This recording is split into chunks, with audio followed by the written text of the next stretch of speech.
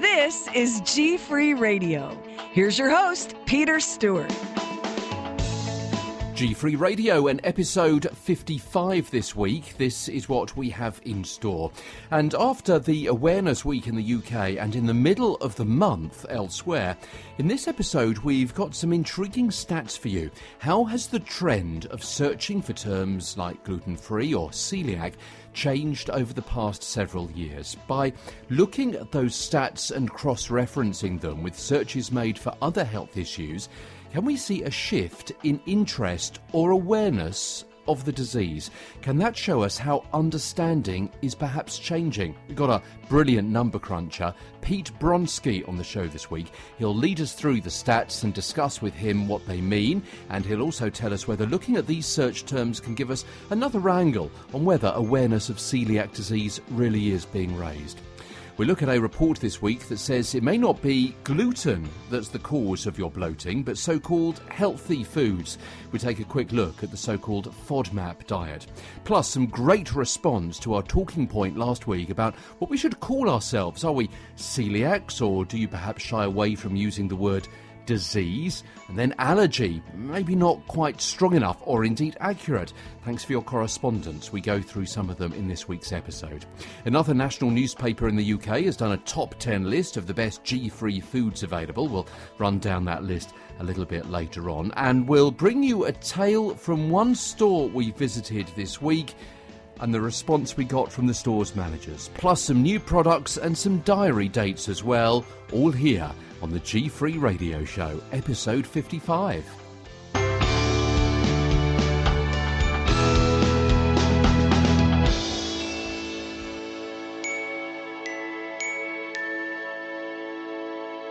Feel free for gluten-free say feel free to polish off their pasta, devour their desserts, relish their ready meals, savour their savoury bakes, munch on their muffins, grab their granolas. Whew, there's certainly lots of choice in the Feel Free for gluten-free range. Visit feelfreefoods.co.uk. Really enjoyed our chat with Pete Bronski that we had a day or two ago, so you'll be able to hear that a little bit later on in this week's episode. Really intriguing stuff, a little bit different from what we usually do, perhaps talking about specifically about the science or the health-related issues or maybe some new products. This is something a little bit different, but really, really interesting, so do stay with us for that. First of all, we'll start off, as we usually do, with health-related matters, and this report from the Daily Mail Online, which says that gluten, a protein found in wheat, barley and rye, has been linked with bloating, nausea, stomach cramps and fatigued, but new research suggests it may have been unfairly condemned. Healthy foods, in inverted commas, such as fruit, pulses and even common sweeteners, could be to blame for bloating. I guess this doesn't come as a huge surprise to you when you're listening to this, because obviously you're aware of the gluten-free issues, the whole celiac disease, probably an expert in those kinds of areas, and also no doubt you're aware of the FODMAPs as well. But Professor Peter Gibson from Monash University and the Alfred Hospital in Melbourne, Australia, was one of the first who suggested that gluten sensitivity could be what's behind bloating. But now he believes these symptoms are actually caused by short-chain carbohydrates called FODMAPs, also found in many products that contain gluten. And these carbohydrates ferment in the bowel, and that means fluid is drawn in and gas is produced. It results in symptoms like flatulence, bloating and an upset stomach.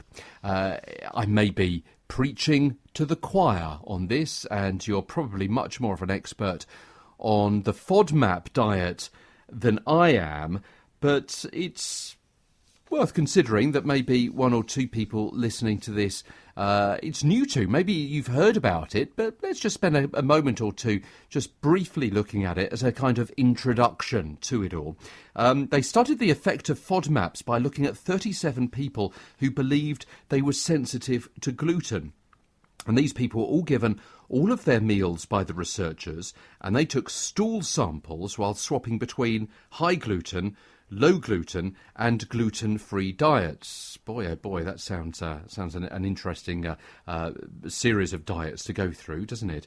And the volunteers didn't know which one they were on at any one time, but the researchers found they experienced the same symptoms regardless, which is interesting stuff.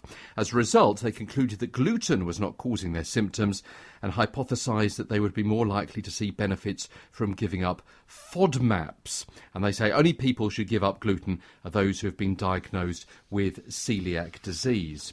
So, FODMAPs, that's interesting, isn't it? Incidentally, one more kind of addendum to this. Research at King's College Hospital found 75% of those on the FODMAPs diet saw their symptoms improve. So, FODMAPs, well, first of all, what are FODMAPs? It's an acronym, fermentable oligo monosaccharides and polyols. So that's what it actually means, a FODMAP diet. And what are they, essentially? Well, these are no-nos on a FODMAP diet. And they include, there's a really long list here, but essentially anything with excess fructose. So in the fruit category, apple, mango, pear, tinned fruit in natural juice, watermelon, sweeteners, which I mentioned a few moments ago, things like fructose, high fructose and corn syrup. In the lactose column, cow's milk, goat's milk, sheep milk. So obviously that includes things like custard and ice cream and yoghurt. Soft, unripened cheeses like cottage cheese, cream cheese, mascarpone and ricotta, I should say. And various vegetables, artichoke, asparagus, beetroot, broccoli, Brussels sprouts, cabbage, garlic leek, onion, shallots and spring onions. They seem to come from the same family there, don't they? The kind of cabbage-like family, as I say there, with the broccoli and the Brussels sprouts and the cabbage and the onions. The cereals, wheat and rye, the legumes, baked beans, chickpeas, kidney beans, lentils and soybeans, and other vegetables. Well, as I say, cauliflower, bell peppers, the green ones specifically, mushroom and sweet corn. This may all be very, very familiar to you. And you'd replace those with more suitable foods. So even if you're not going to go onto the FODMAP diet specifically, you may be thinking about dropping down on the cruciferous vegetables, like the cauliflowers, like the broccoli, like the cabbage, the Brussels sprouts and so on, and go for more of these. Banana, blueberry, cranberry, grape, mandarin, orange, raspberry, rhubarb, vegetables more akin to green beans, lettuce, parsnip, potato, spinach, sweet potato, rice, oats, polenta, lactose-free milk, oat milk, rice milk, soy milk, and hard cheeses, brie and camembert. It's interesting stuff, isn't it? What goes on in the old stomach and the changes that can make. And it does have to be said that, no, I'm certainly not on a FODMAP diet myself, but where there is the opportunity not to have cauliflower or not to have Brussels and those kinds of things, in that first section I was talking about, where it's the opportunity to cut those out, I do. And I think that's a bit of a good step forward as far as I'm concerned. Maybe worth you considering that anyway. Okay, it's the G3 radio show. This is Peter. I'm Peter Stewart. I'm a celiac. I've said I'm a celiac. Now, that just rolled off the tongue. I didn't mean to say that on purpose to prove a point. But we did talk about the terminology that people who have celiac disease, how they refer to themselves, how they refer to other people. And I said last week, and I just caught myself saying it again, I do use that term about myself. And it caused a certain amount of consternation and discussion, both on last week's programme and during the week, into us at gfreeradio@hotmail.com and on Twitter at gfreeradio. Thank you to everyone. We had loads and loads of people contacting us with their various thoughts. We'll read out some of those a little bit later on. What do you think about that? What do you call yourself? If you didn't hear last week's show, it's still available. All the previous shows are available. They're always free and they're always archived. So have a little check back where you're listening to me now, and there should be all the other shows available as well. We'll talk a bit more about that a bit later on, and also that intriguing number crunching about the various gluten-free celiac terms on Google and what that can tell us about awareness of what we go through on a day-to-day basis here on G3 Radio.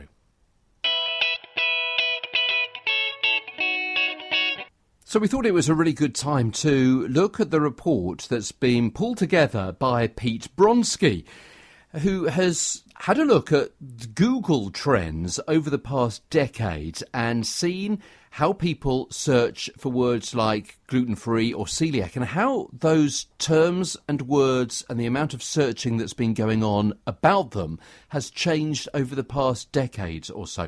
And also, as well as those stats, because they can be a little bit dry, also thinking and looking at how that correlates with other search terms that have been going on and what else has been going on around awareness elsewhere in media and also fitting in with awareness weeks and so on. Really, really interesting stuff. Here's the first part of our chat with Pete Bronski. I was diagnosed with celiac disease in 2007. My background is as a journalist, but in a distant past had some aerospace engineering as well. And I'm currently, in my day job, the editorial director at a nonprofit energy think tank, where our day-to-day work is pretty data intensive. So graphs and numbers are pretty familiar to me. Excellent. And this, look, I've never seen research like this. This was really intriguing. So we wanted to get you on the programme so you could talk about it in a little bit more depth. And obviously people can read all about it as well. In fact, let's point people to the website right now so they can look at the graphs that we're talking about while they listen to us. So what's the best place to go to see those graphs?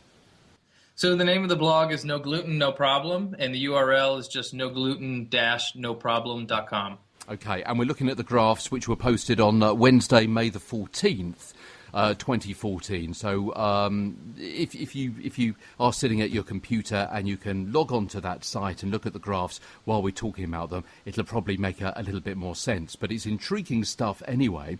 So first of all, give us an overview of the kind of thing that you wanted to discover. So my basic question was, we're in the midst here in the U.S. of National Celiac Awareness Month, and so it's a good time to reflect on, well, what has happened with awareness around celiac disease, especially in light of some of the big trends that are happening around the gluten-free diet and broader adoption beyond those who need to do it just for reasons like celiac disease. So I wanted to go into some of the data to try to parse out, separate from the gluten trend and the gluten-free fad, what is the actual shifting sands with celiac disease awareness? Is awareness improving? Are we seeing a spike in awareness during National Celiac Awareness Month? So that's the kind of question I was trying to look at. And you decided to try and work out what the awareness was by looking to see what people were searching for when they went onto Google, what kind of terms and phrases and words they were putting into that little white box. Right. I mean, when you ask the question of, well, is awareness increasing or staying the same or decreasing, the question is, how do you measure awareness? And using the prevalence of search terms on a site like Google seemed as good a proxy as any to me. And obviously there's not much point in just doing a snapshot in time, is there? You've got to look back and to see a trend. You went back several years. Right. Well, the Google Trends data allows you to go back about 10 years to 2004. So it's a decade's worth of data, which is long enough to see some trends there. Okay, so we looked at various terms and so on. Well, first of all, what about, let's have an overview. Let's use some of those more generic terms. What about something like wheat, for example? So wheat has remained relatively stable over time. It's been slightly increasing, but nothing significant. Over 10 years, it's pretty much flat. It exhibits some annual spikes in interest, but always returns to a pretty familiar baseline. Okay, so that's a good kind of standard to work from then, if something is staying pretty static over that decade period. Okay, so let's ramp it up a little bit. Let's look at let's look at celiac. Now, it's important to say at this stage that we're using the American spelling of celiac, aren't we? And you were looking at American search terms and terminology and stats.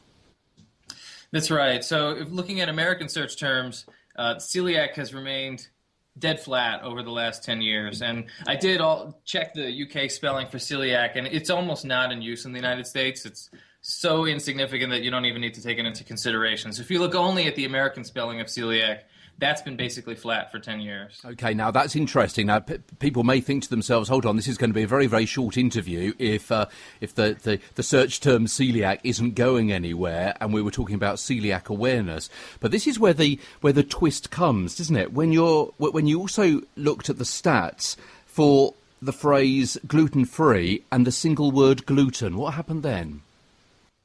Well, there, maybe as you might expect, you see a very large upswing in the prevalence of search terms. So if you look at gluten, starting a few years ago, it started this exponential increase, and gluten-free has tracked in parallel to it, slightly less because gluten-free is a subset of a larger set of search terms that would be included under the banner of gluten. But both of those track in parallel, breaking apart from the popularity of celiac and really rising in the last few years. Okay, and what can you put that down to? Is there anything specific, or is it just the kind of word of mouth factor and more products being around and it's mentioned more in the media?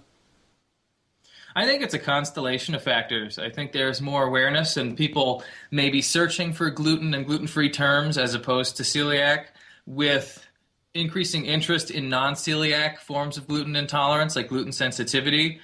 You might find people searching for terms that include the word gluten as opposed to celiac disease.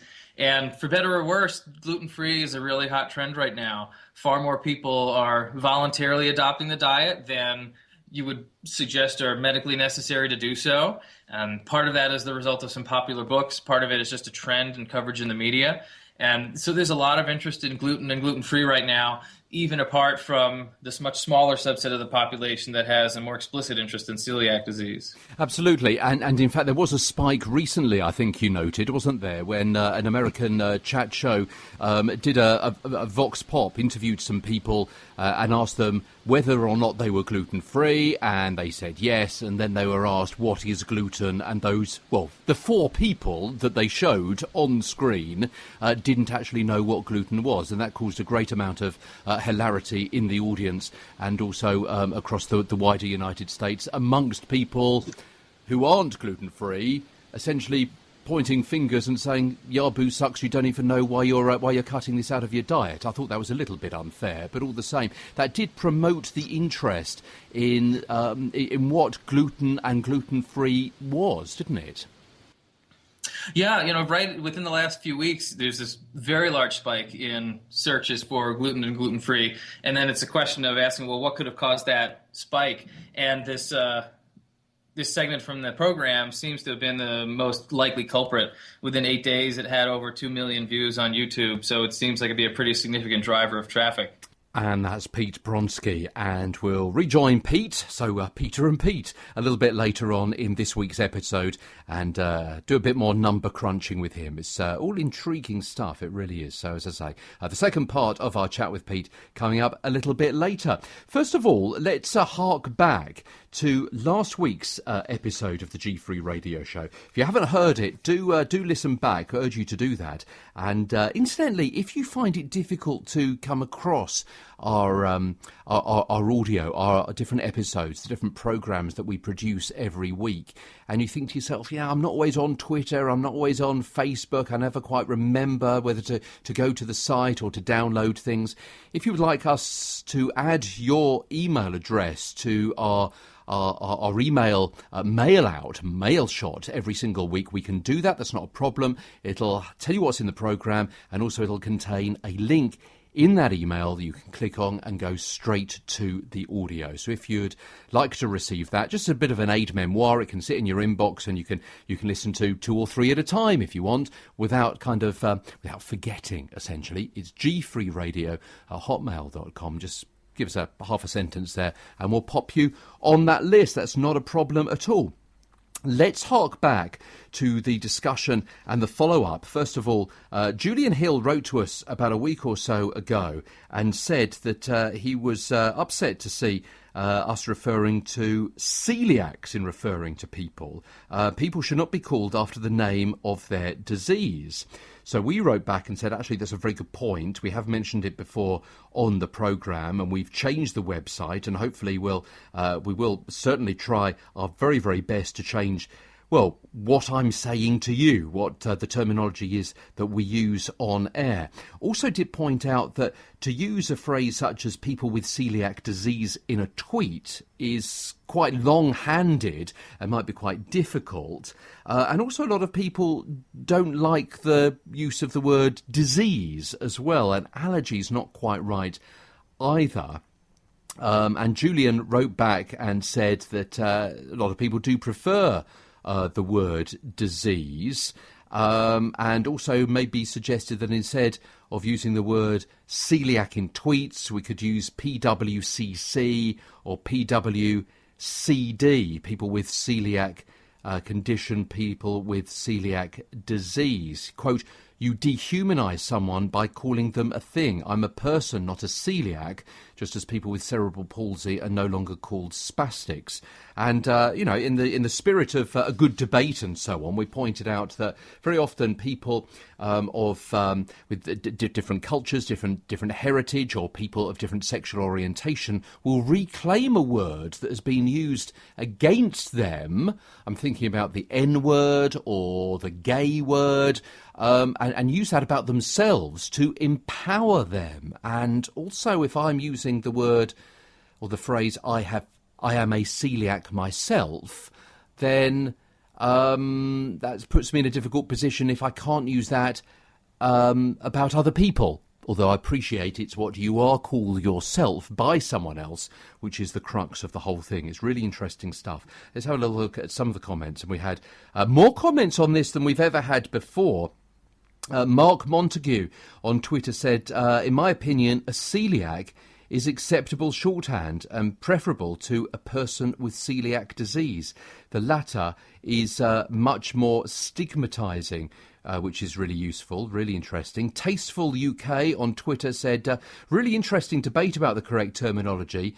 Important for us as a brand to be up to scratch on such matters. Sassy Gran 70, who we've quoted a few times before. Hi, Pat.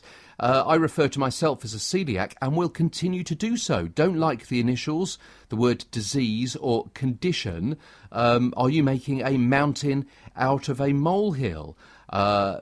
So that's really interesting stuff. Now, you may think that's all kind of one-sided. All of that was on Twitter, but here are a few emails that we got as well. First of all, from Simi. She says, great show, glad I found you. I was listening to the podcast and wanted to respond to Julian's thoughts. I'm in the United States and never referred to myself as a celiac, but rather someone who has celiac disease. Having said that, I never liked the word disease either, and do see people give you a quizzical look if they don't know what celiac is in the first place. So I think Julian has a good point about using the term celiac condition and the abbreviation PWCS for Twitter, people with celiac syndrome or symptoms, perhaps. As you mentioned, though, it may take some time to get people used to what it stands for, but worth a try. Keep up the great work with all the information on G-Free Radio. So that was really nice. Thank you, Simi, for that. And one more amongst the many that we had from Vicky in Leeds in the UK. Thanks for another interesting array of articles this week. I refer in particular to the discussion about how to refer to our condition. I much prefer the term someone has a condition or disease. I am not it. It doesn't define me. I have had my leg amputated, and Vicky, and I hate being called Vicky, the amputee. Gosh, yes, absolutely. I can totally understand that, as indeed I did with Julian's comments. It's not being picky or PC or oversensitive, and it doesn't matter that people don't mean anything by it. It's about respect. 2 of my children have celiac disease, and that's exactly what I always say. She has celiac disease. It's really interesting. As I say, our position. We'll do our very, very best to help raise awareness and bring you lots of information and thoughts and advice and new products and health and research and so on. And we'll also do our very, very best indeed to change the terminology that we use online, on Twitter, and on air as well. And please forgive us if we trip up occasionally, but we are doing it with the very best intentions. G-Free Radio. Feel free for gluten-free, say feel free to polish off their pasta, devour their desserts, relish their ready meals, savour their savoury bakes, munch on their muffins, grab their granolas. Whew, there's certainly lots of choice in the Feel Free for gluten-free range. Visit feelfreefoods.co.uk. Episode 55 of the G3 Radio. It is the world's only weekly podcast for people with celiac disease or people who have to live or choose to live a G-free life, a life without gluten. Lots of ideas and health news, research news, inspiration as well. On the way, we've got another top 10 list. This one from the Guardian newspaper in the UK, marking Celiac Awareness Week, which was last week here in the United Kingdom. So a rundown of what products they think are the very best that you can buy in the United Kingdom. Also, Celiac Disease Awareness Day starting in Spain as well. So we'll bring you a little bit about what they have been up to. Our jaunt to one of our local supermarkets and what we saw and what the response was from the supermarket chain concerned, and also a few diary dates and a few products, and also our tweets of the week still to come here on G3 Radio.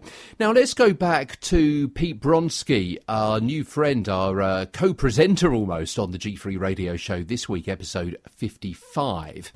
And cast your mind back a few minutes, and Pete's been talking to us about the number crunching, the word crunching that he's been doing, and looking at the terminologies of celiac and G-free and wheat and gluten sensitivity and various terms associated with celiac disease to find out how often people are searching for those terms, whether that has increased over the past decade or so, what the difference is between search terms and the regularity of them compared with other search terms for other diseases, and also the searches that go on for those phrases in other English-speaking countries around the world. When you search only for celiac, it's an umbrella term, and you're going to catch a lot of terms that fall underneath that. And so when you look at the group of terms that would all be caught under a celiac banner, one of the fastest rising of those terms is celiac symptoms.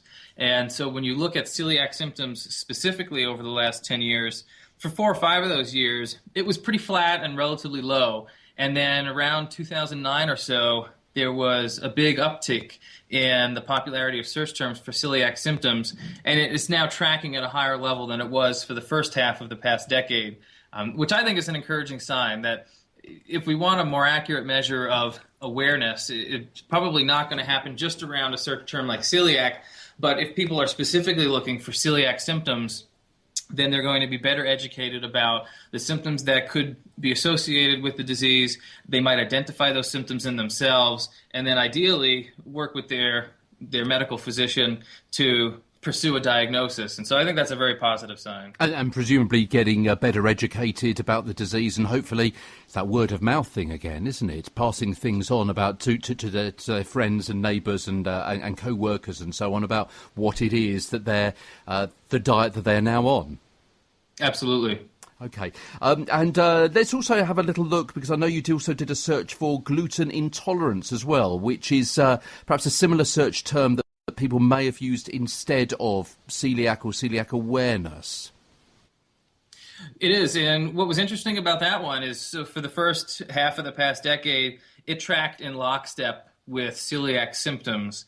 And then around 2009, when celiac symptoms had its spike and bumped up to a higher level of prevalence, gluten intolerance was on a slower rise. So for that few years, it was lagging behind. But now within the last 2 or 3 years, they're once again tracking with equal popularity. Okay, we'll come back and ask you for a kind of summary and where you think all this goes in a few moments' time. First of all, another couple of little issues I wanted to ask you about, Pete.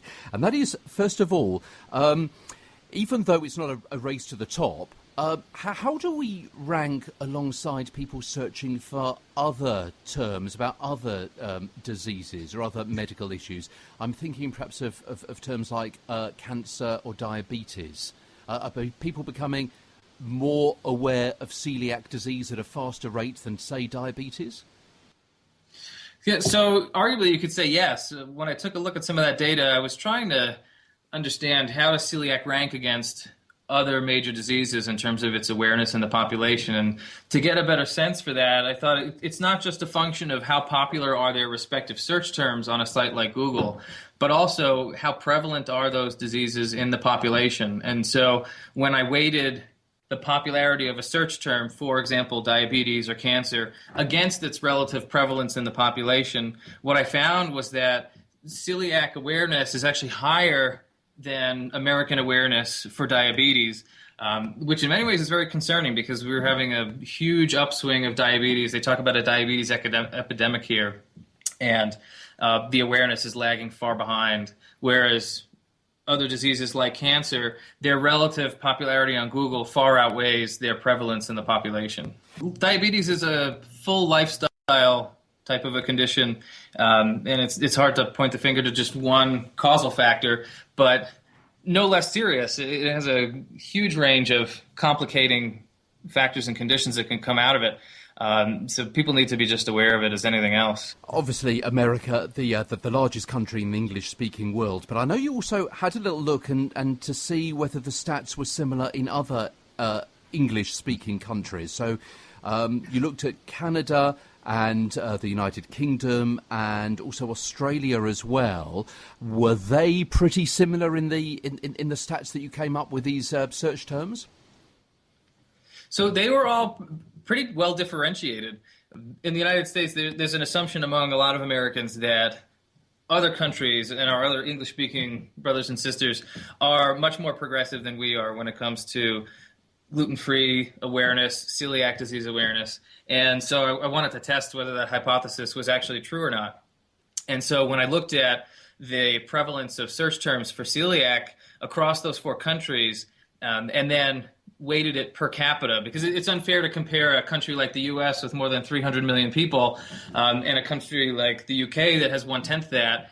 If we had equal prevalence of search terms, but we have 10 times as many people as you do, then that's not really a fair apples-to-apples comparison. So when I weighted it per capita, the 4 countries became highly differentiated.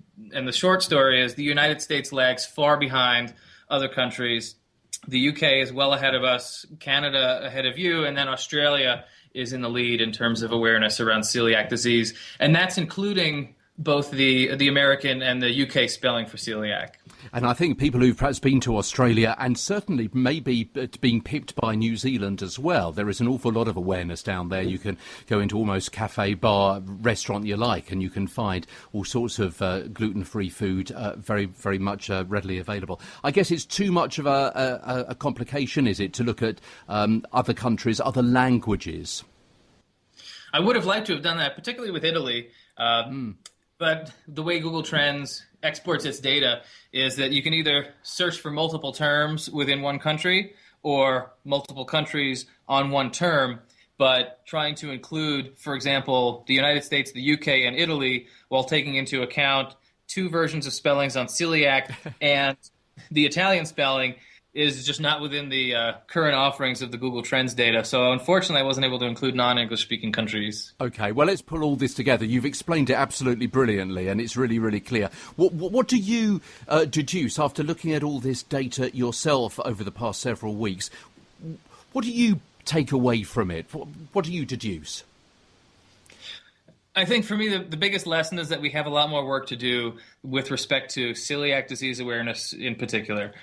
When you take into account the huge spike and continuing exponential increase in the popularity around gluten-free and gluten, the fact that celiac as a search term has remained largely flat over the last 10 years, despite some upticks in specific terms like celiac symptoms, and for folks in the U.S.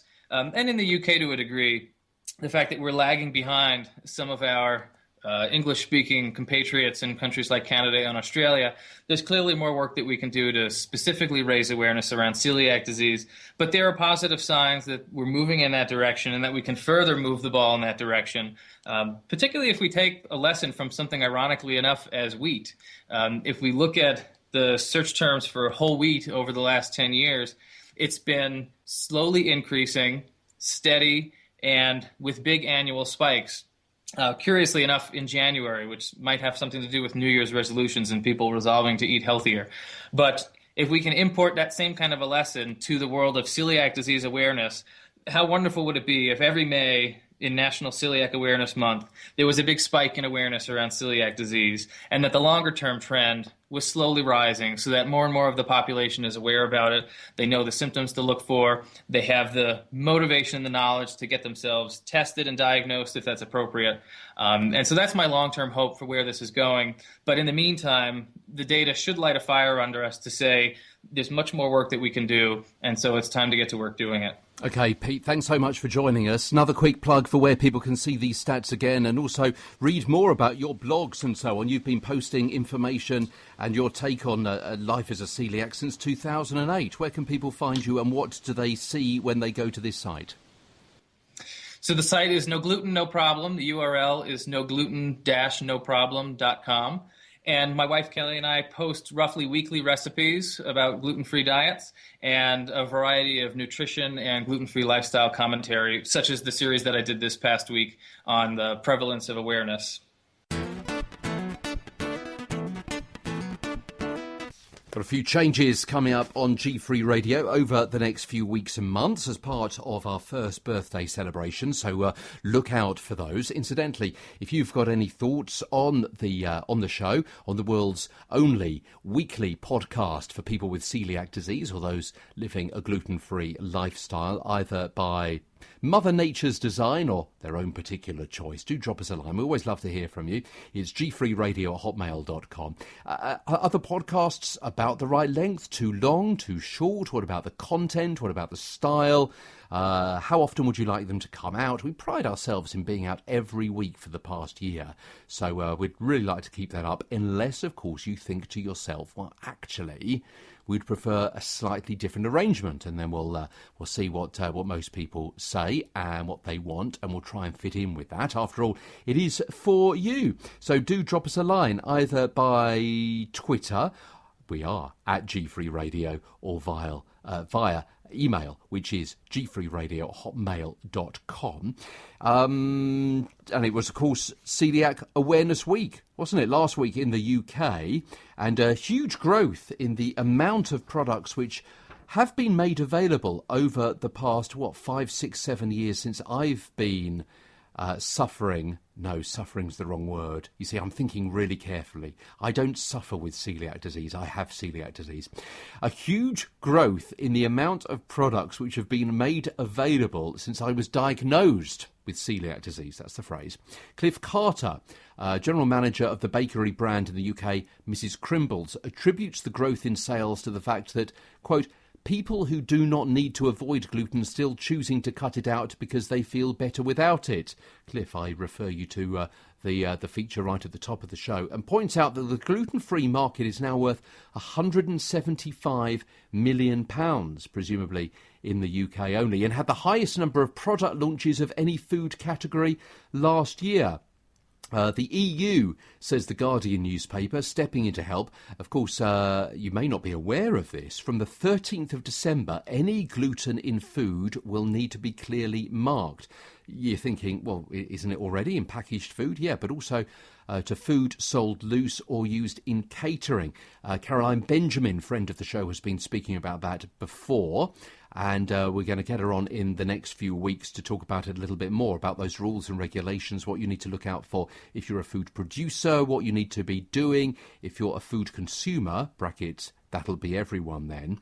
The spread of gluten-free has not been limited to supermarkets. Restaurant chains now cater for gluten-free diners. And if you're not in the UK, perhaps you may be really pleased by these chains: Domino's Pizza, Wagamama, Cafe Nero and Las Iguanas.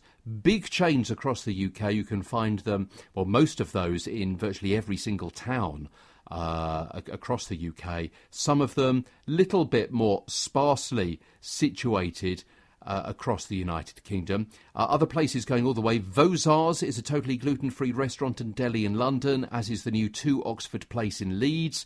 Cookery School Vale House Kitchen near Bath offers gluten-free courses. Abingdon House B&B in Torquay serves only celiac-friendly meals.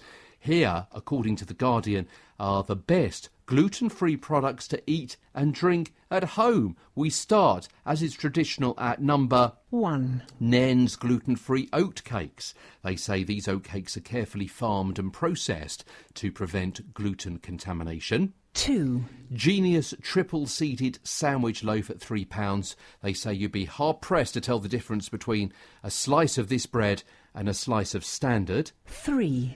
Dove's Farm gluten-free plain flour blend at £1.70, a blend of selected flours including rice, tapioca and buckwheat that mimics the characteristics of plain wheat flour. 4.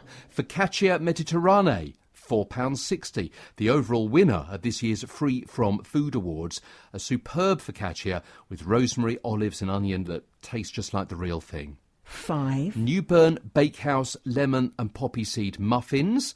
Warburton's now offers a range of gluten-free muffins, sub rolls, sliced bread and tea cakes. That's £2 for 2 for those muffins. 6. Hambleton Ales GFA, £15 for 6.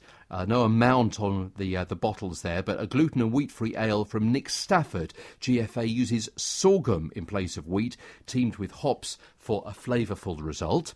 7. The Black Farmer range from $2.98, an early bird on the gluten-free scene. This range of meatballs, burgers and sausages helps normalise gluten-free food. And it's really good, isn't it, when you go to a barbecue and actually anyone can have the Black Farmer sausages. That's really reassuring. If you only have the Black Farmer range on the grill plate, everyone's happy, surely. 8. Eat Natural toasted buckwheat muesli. Heck, we had that earlier on today. We know that one very well. £3. Breakfast choices can be particularly limited if you're gluten-free. This muesli shows they don't have to be. It's really different, isn't that muesli? It really is different. It's a muesli without oats, essentially. Also, 9. Clear Spring Tamarai soy sauce almost always contains wheat, but Tamarai tastes similar and opens up a world of Asian cookery. 10. And Young's Free From Fish Fingers, a brilliant freezer standby that tastes just like the standard version, and another major brand moving into the gluten-free sector. So that, according to The Guardian newspaper, are the best G-free foods that you can enjoy at home. And, of course, we've been talking an awful lot about awareness, haven't we, over the last couple of weeks, whether it be Awareness Day or Awareness Week or Awareness Month. And it's Awareness Day on the way, the 24th of May. Well, of course, it depends when you're listening to this, of course. And it's the Valencia Celiac Association beginning its celebrations in preparation for their National Celiac Day in that particular country. Having become established in 2003, the Federación de Asociaciones de Celiacos de España, or FACE, has recognised the 27th of May as being National Celiac Day. So they've got a day of celebrations on the 24th and the main day itself on the 27th, with, they say, the aim of raising awareness of celiac disease to the greatest number of people, promoting awareness of this disease and its symptoms, and improving correct and early diagnosis. They say that during the 11 years that FACE has been around, the process of normalisation of the lives of people with celiac disease has been a constant reality, with everyday activities many take for granted proving a challenge to those with the disease, including travelling, dining out, school meals, with the new social realities and new forms of information being key in spreading the disease. And every awareness day or week or month usually has a different theme, doesn't it? And certainly in the UK, the theme was to try and get more and more of the staple gluten-free products in as many stores and supermarkets as possible. And the theme for the Celiac Awareness Day in Spain, courtesy of, let's try that again, the Federación de Asociaciones de Celiacos de España. Well, I did on that. Sounded okay to me. Apologies if you are Spanish. Their banner reads, "Much remains to be done, only with the support of all possible," which sounds pretty fine to me. So that's one event which is going on. And also I can tell you about the National Convention. The 2014 Celiac Association National Conference is going to be happening from May the 30th. for a few days through until June the 1st. Speakers, gluten-free market and so on. And that's all happening courtesy of the Calgary chapter. And that's happening at the downtown Marriott Hotel. So hopefully that will all go brilliantly for you. Like to hear any reports back if you're involved with that. And to also hear from you if you are involved with any particular event that you would like us to give a brief mention to on the programme as well. A couple more things before we go. Let's tell you briefly about our experience in Tesco. This was in the middle of Celiac Awareness Week in the UK. Went to a very large Tesco store. So that's it was a big out-of-town store, big supermarket. And thought, well, I haven't been here for a long while. It's usually not my local supermarket, just because of a matter of geography, but went in just to see whether or not they had some new items. We've talked a lot about Tesco's on the show before and the new items that they're bringing out. So I thought, well, this is an opportunity to pop in there and see what they've got on offer. First of all, I couldn't find the free from section. Usually they have banners over the aisles, don't they? But this one didn't. But eventually I found it, had a quick look around, and suddenly I realised that, and you may have come across this before, that they'd put one of the brands of the Eat Natural cereals, which is glutened, next to one of the brands of Eat Natural cereals, which is gluten-free. Both in the G-free section, both in the free from section, which is obviously a huge no-no. I mean, as you can imagine, not only did it contain gluten, but also contain nuts, which obviously is rather more serious for people with allergies. And no bread at all, not even an empty space for bread. So obviously, being reasonably intelligent, I went to the bread section. It's always nice, isn't it, when you go to a section full of stuff that you can't eat, and your stuff is there in amongst it all. Yeah, thanks for that. You know, you see some nice gooey donuts or some really fantastically soft and spongy buns next to the rather hard and brittle ones at 10 times the price that you've got to eat. Okay, so I had a little look around there to see whether... And a lot of their stuff was mixed up with the gluten varieties. Some of the shelf labels said something was gluten-free, and it wasn't a gluten-free item, which was actually in that particular part of the shelf, which is also absolutely appalling. And then I tried to find the gluten-free section in the freezer section, and there was no banner up, and in fact there was not even a flash or a sticker or anything on front of the of that particular unit when I did find it. Now, you know, I don't like to go around and complain, and you know, forgive me if I'm coming over as a bit of a moaner, but some of that is really important, isn't it?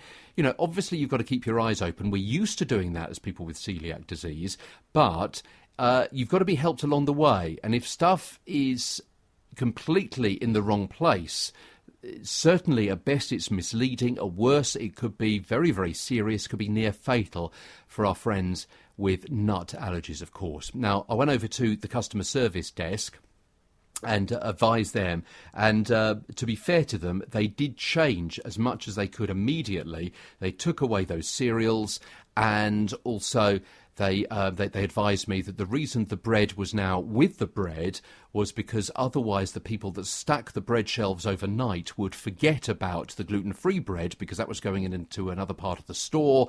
If it was all together, they would remember. Sounds like an internal logistics thing, and they were trying to help their own staff rather than help their customers, to me. But there you go. There was an explanation, and they were very happy to give that and very polite and so on, and that was absolutely fantastic. I wrote to Tesco's and also put it on Twitter as well. This is the response I had from various people on Twitter. Carly wrote, I find Tesco approach to free from confusing, half on a special shelf, half mixed in, impossible to find things. Maggie wrote, is not free from. I had the same issues in Sainsbury's. These products with normal bread. I don't look there for obvious reasons. Yeah, well, you don't, do you? You wouldn't go to a section that you know you can't eat the food from to find stuff that maybe possibly you can. Jane wrote to me on Twitter, that's why my store is so awesome. All gluten-free all the time, no worries of reading labels. Jane is from Jane's Gluten Free. From Moncton, New Brunswick in Canada. She's the owner of the dedicated gluten-free store. Well done, Jane, for getting that in. Tesco's wrote to me and said, Hi, very sorry to see this. Can you please advise which stores the picture were taken at? I'll look into this further. We'll come back to that in a few moments' time. Gemma said, I bought Tesco biscuits thinking they were free from, but staff have put them in the wrong place. The packaging is near identical. Becky said, unfortunately, it's not just that store. I visited 3 in my area. No gluten-free signage. I found frozen gluten-free stuff with the vegetarian section. Hayley said, yeah, I find this a lot at Tesco's as well. Tesco then wrote back and said, let me get some information on this and come back to you, be as quick as I can. At time of recording, that was 6 days ago, which was the last I heard from them. Dorothy wrote, I've had to inform staff in Tesco and Sainsbury's about ordinary products on the free from shelves. So it really does seem to be a really big problem. And so before we came into the studio this afternoon, we contacted Tesco again just to give them another chance. As I say, we last heard from them 6 days ago, and they wrote back in the last 28 minutes and said, if we can obtain any more information from our gluten-free buyers, we'll be sure to let you know. What? Eh? Hello? It's got nothing to do with gluten-free buyers, has it? It's you putting things on the wrong shelves and with the wrong labels and poor signage. Nothing to do with your buyers. What are you talking? Hello? So we wrote back to them literally a couple of minutes ago and said to them, I seem to have missed the point a little bit. That's not what we're talking about. And they've just written back to us in the last few seconds. We fed back your concerns about the lack of labelling. If there is any news of change, we'll let you know. Yes, Tesco, what we would like is for you to label things properly. It's not a policy or anything like that. It's not. You don't have to have some big, huge investigation. You've just got to, remind your staff to put gluten-free stuff in the gluten-free section, not gluten-filled stuff in the gluten-free section. It's easy. It's easy, isn't it? I mean,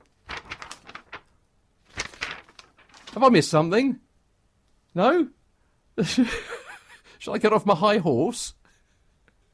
Oh boy. Tesco. Dear, oh dear. We did mention that we'll mention them on the show. So, hello, Tesco's. You're not doing very well, are you?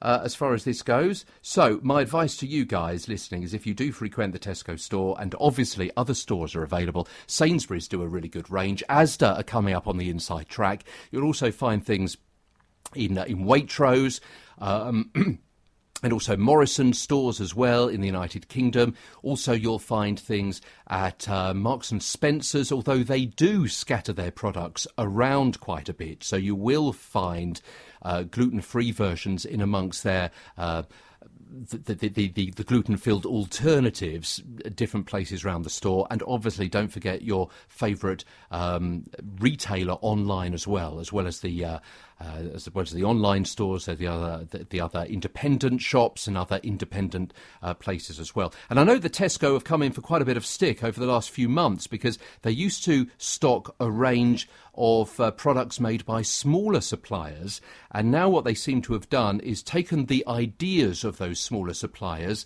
and making them themselves, given the old heave-ho to the smaller independent bakeries or producers, and everything is now branded Tesco. So, if you're against a big corporate world, then that may be another reason to shop locally or shop online. OK, let's finish up with a few tweets of the week in the next few seconds on G Free Radio. Follow us on Twitter. We're at G Free Radio. Tweets of the week. You heard the little bird. Let's quickly race through some of these fantastic messages that we spotted or were sent during the course of the last 7 days or so. Justin Burns said, my aunt was incorrectly diagnosed with Lyme disease 20 plus years ago. Until recently, she was diagnosed with gluten intolerance. Boy, oh boy, that's quite worrying, isn't it? We've got some other tweets which are worth mentioning as well. Sim Goat wrote, I read that the army was developing gluten-tipped bullets, but the UN said they were too deadly. Even North Korea was sickened, which kind of appealed to our rather odd sense of humour in the office a little bit earlier on. Mom's chest hair. What? Finding good gluten-free cookies has been the closest thing to an emotional relationship I've ever felt, which is good stuff. And also, let's just... oh, yes, Emily mentioned this. Now, maybe you can help Emily out, because we thought we could, and then we realised we couldn't. Emily Tipton wrote, "The fact that jammy Dodgers aren't gluten-free is ruining my life." So we responded, yeah, well, you know, you can get jammy Dodgers, you can get them over at Sainsbury's. We can get... well, unfortunately, Emily is in the United States.